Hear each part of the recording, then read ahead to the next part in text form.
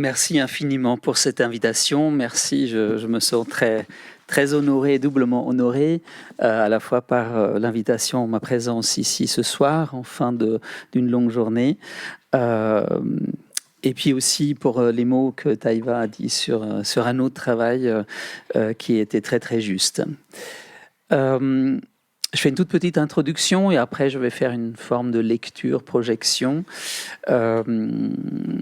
avec des images. Je ne sais pas si elles parlent, pour reprendre une expression, mais je vais parler en projetant des images.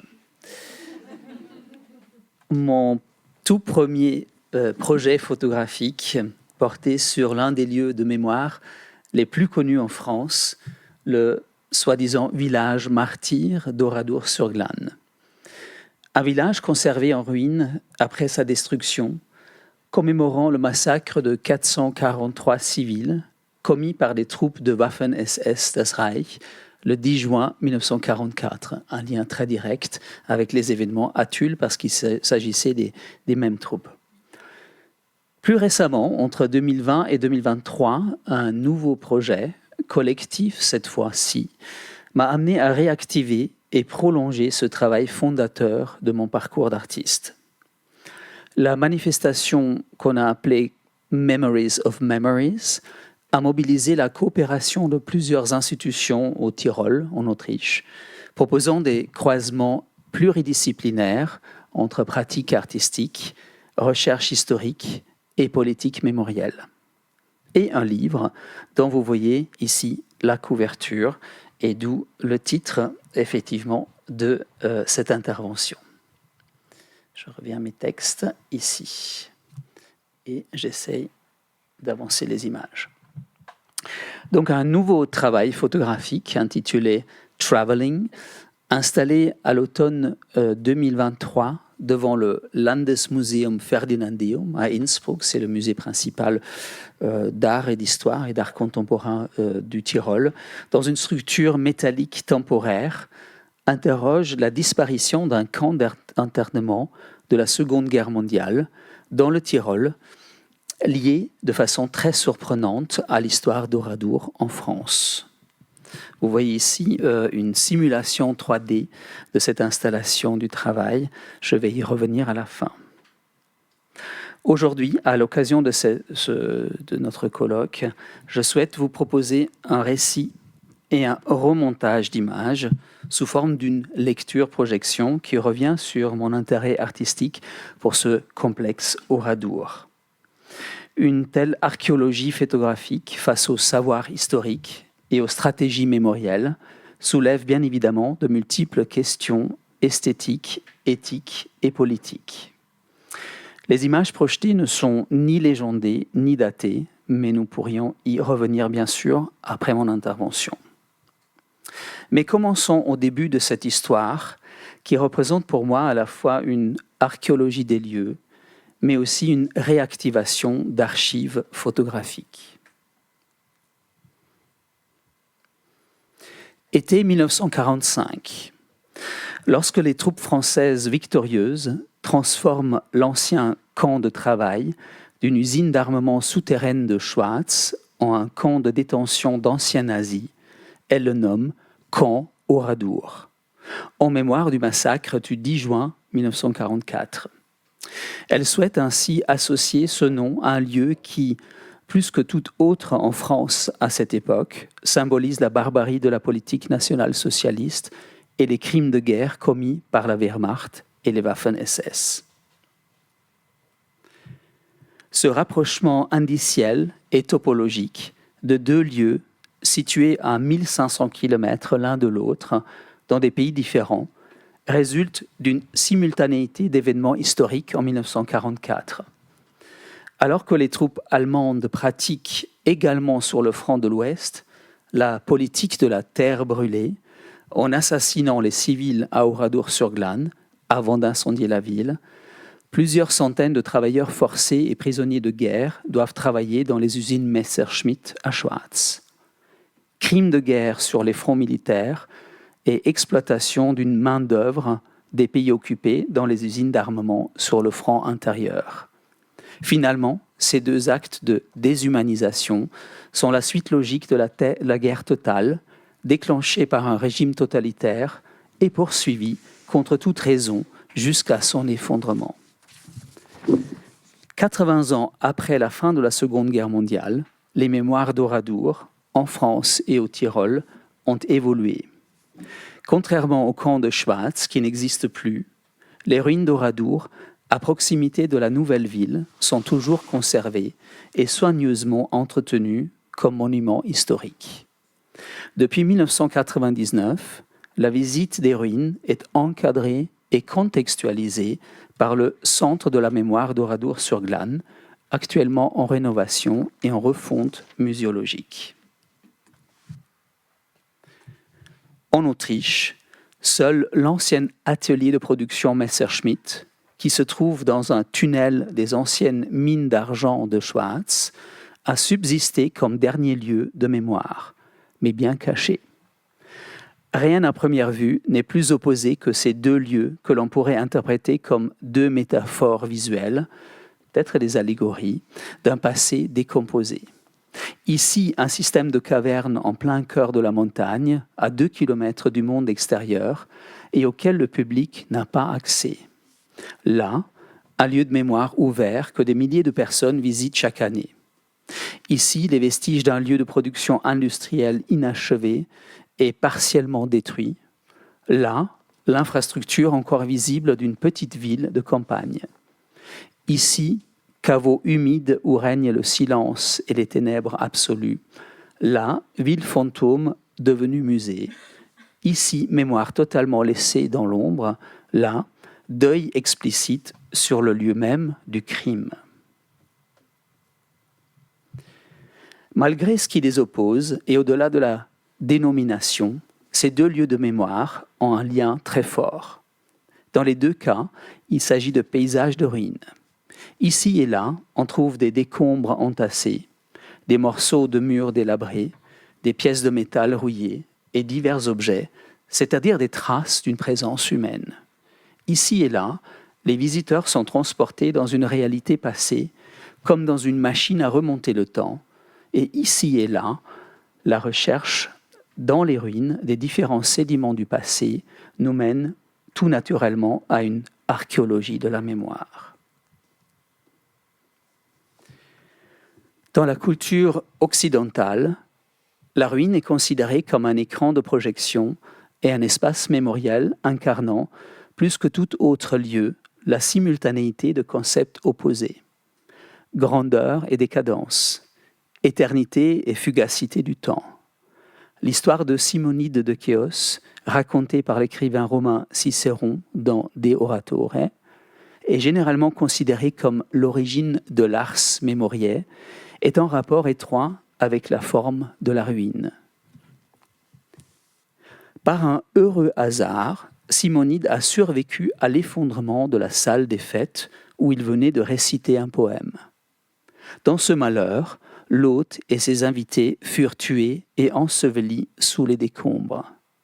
Ils furent défigurés au point de ne plus pouvoir les identifier.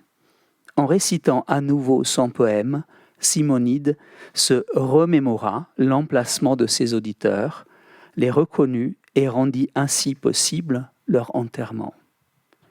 Cette histoire qui, chez Cicéron, semble à la première vue illustrer une rhétorique basée sur l'ordre des choses, va en fait plus loin. La mémoria dont il est ici question est le souvenir des morts que l'on a symboliquement sauvés grâce à leur identification. L'histoire de Simonide constitue ainsi le point de départ de l'art de la mémoire occidentale, issu des conséquences d'une catastrophe et représentée par une image de la destruction.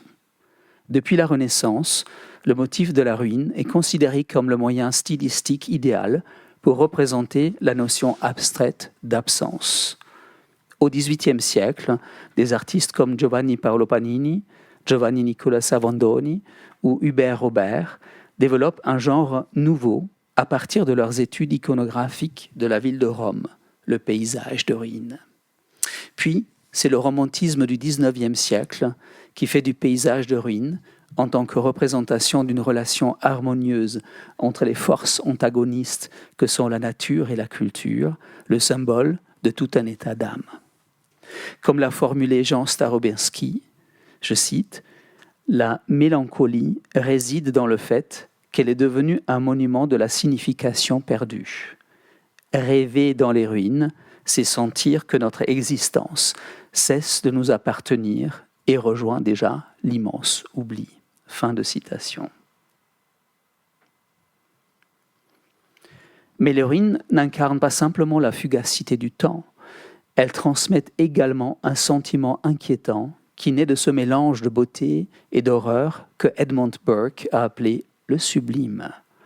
C'est en ce sens que les faits et la réception du paysage mémoriel d'Oradour-sur-Glane s'inscrit dans une tradition séculaire d'esthétique de la perception. De par leur statut de monument historique, invention même du même XIXe siècle que la photographie, et à cause de leur évolution au cours des décennies passées, les ruines d'Oradour se situent dans un univers romantico-mélancolique auquel s'oppose la réalité brutale d'un crime de guerre qui porte l'empreinte du XXe siècle. Quelques mois seulement après le massacre du 10 juin 1944, les ruines d'Oradour sont transformées en lieu de mémoire. Au début, leur inventeur, le docteur Pierre Maffrand, médecin à Rochechouart et archéologue amateur, tente de mettre de l'ordre dans le chaos de la ville brûlée en décomposition et déjà visitée par des milliers de personnes. Il exige des rénovations de grande ampleur sur les façades des maisons, invisibles de l'extérieur, pour recréer l'atmosphère du lendemain de l'incendie et la conserver pour la postérité. Le 21 octobre 1944, quelques mois seulement après le massacre, Maffrand présente au comité actif de conservation des ruines et de création d'un sanctuaire à Oradour-sur-Glane sa conception muséographique basée sur des sentiments d'absence et de perte et sur la mélancolie des ruines. Il dit, je le cite de ce protocole, « Le visiteur se souviendra d'autant plus qu'il aura été plus ému et qu'il lui sera donné de sentir davantage dans ces maisons l'invisible présence des habitants. Un objet qu'il retrouvera à sa place, par exemple une marmite dans son foyer, une statue sur un reste de cheminée, une automobile prête à sortir de son garage, l'impressionnera souvent au plus haut point. » Fin de citation. En simulant un arrêt du temps provoqué par une catastrophe, cette conception rappelle de façon étonnante un autre modèle historique, les ruines de Pompéi.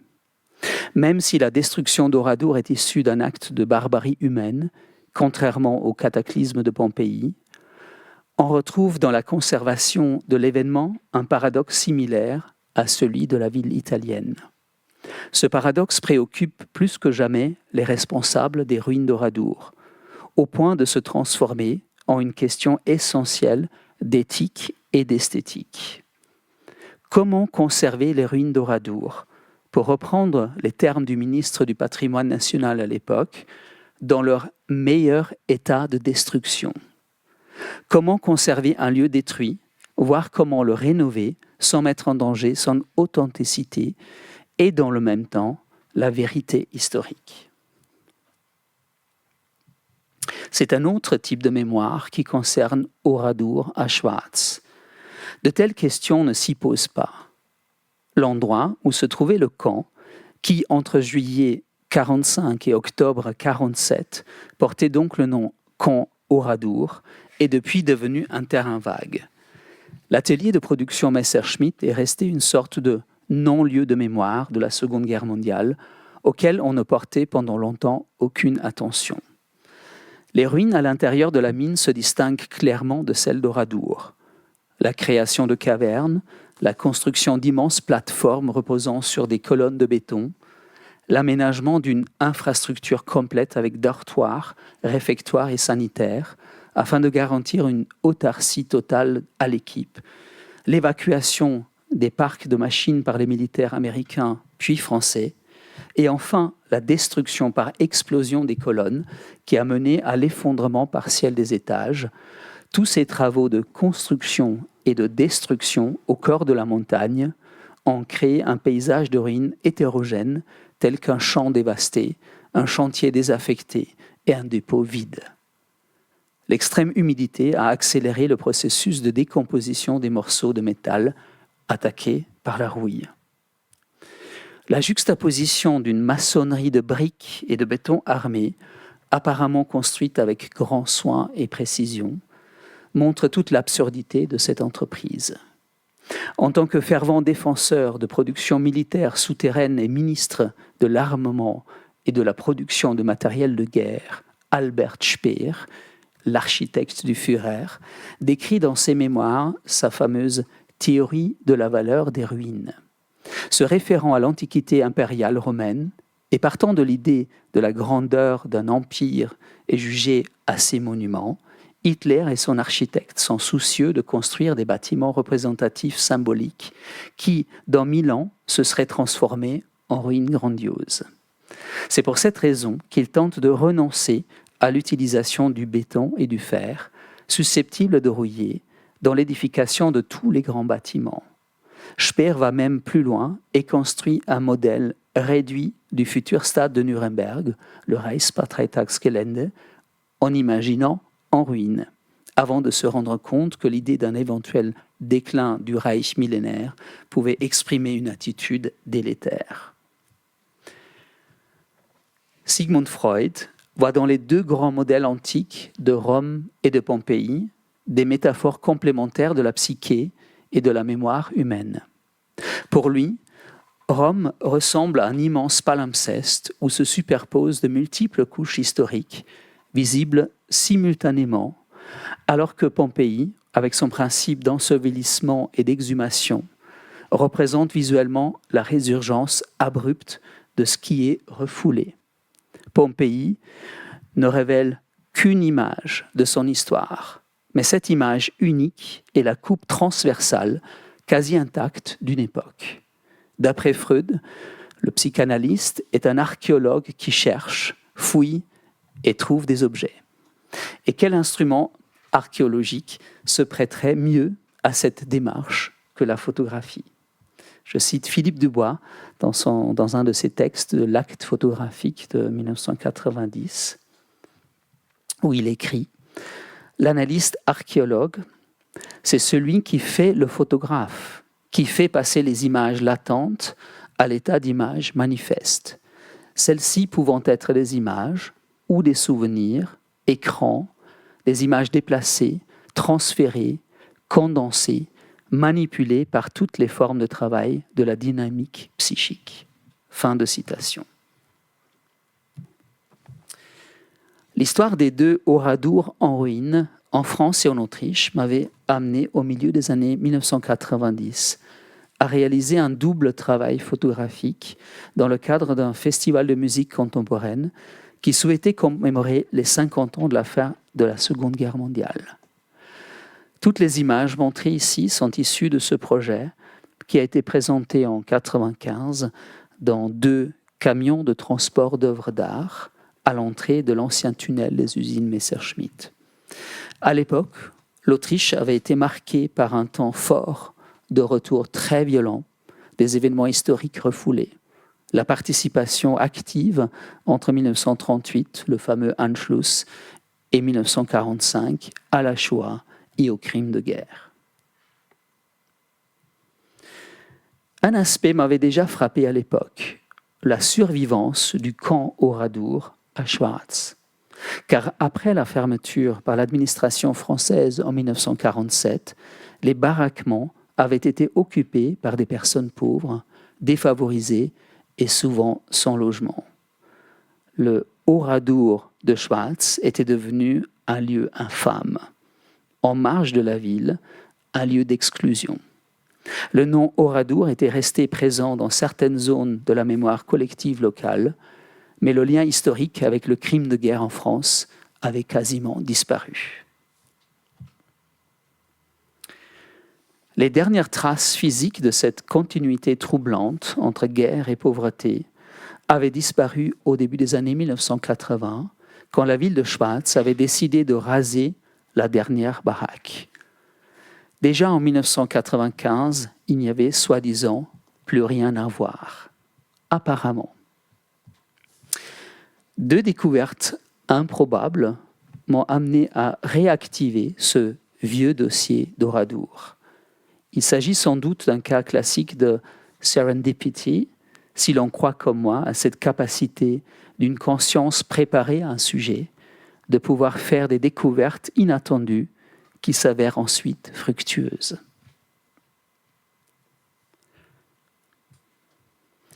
La première trouvaille est un corpus d'images photographiques mal classées et enfouies dans les dizaines de milliers de négatifs numérisés par l'agence Roger Violet, Paris en images.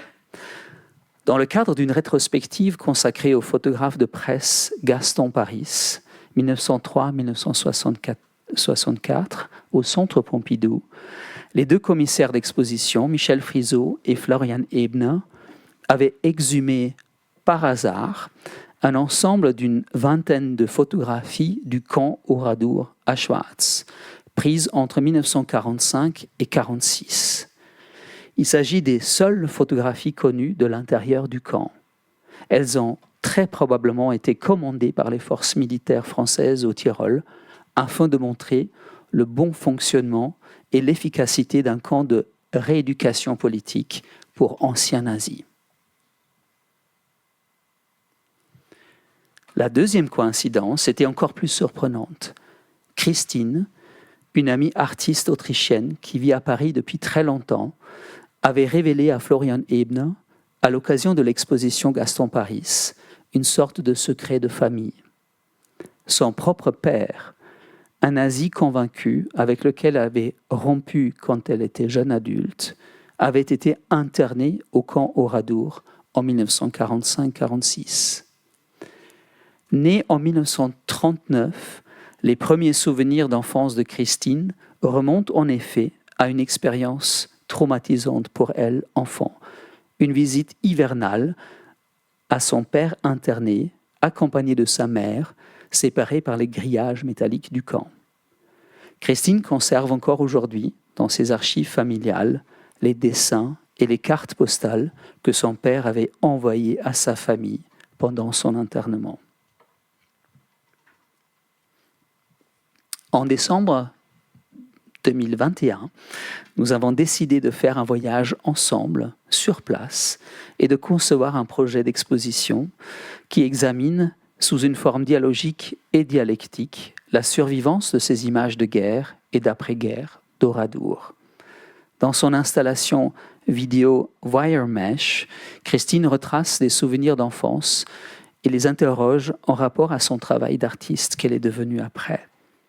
La réactivation de ses propres archives artistiques sont le point de départ pour un retour au lieu 70 ans après les événements et non son réaction trouble à la fois pour sa propre psyché mais aussi pour les discussions qu'on a menées sur son père et son passé. De mon côté, j'avais proposé une nouvelle série photographique qui montre l'absence-présence topographique du camp Oradour sous forme d'un travelling photographique cernant en creux l'espace vide de l'ancien camp. Pour ce faire, j'ai réutilisé mon ancien appareil argentique moyen format avec lequel j'avais déjà photographié à l'époque les objets personnels à Oradour et le tunnel de la Messerschmitthalle à Schwaz. Les images, tout en gardant leur statut de négatif, ont été ensuite transférées sur des supports semi-transparents et accrochées dans une structure métallique qui reprenait le volume d'une des baraques du camp Oradour. Et je termine sur cette image qui montre cette installation que vous avez vue tout au début, une installation qui était posée en collaboration avec des architectes et des étudiants en architecture, une construction métallique autoportante et autoportée qui était dans un espace extrêmement fréquenté en face du musée, du grand musée de Innsbruck, dans lequel étaient accrochées effectivement ces images. Donc importance de l'espace public, mais aussi importance de cette reconstruction, entre guillemets, du volume de cette baraque qui était traversante, où les personnes qui étaient dans la rue pouvaient regarder les images et traverser et regarder les images. Je termine là-dessus. Merci beaucoup.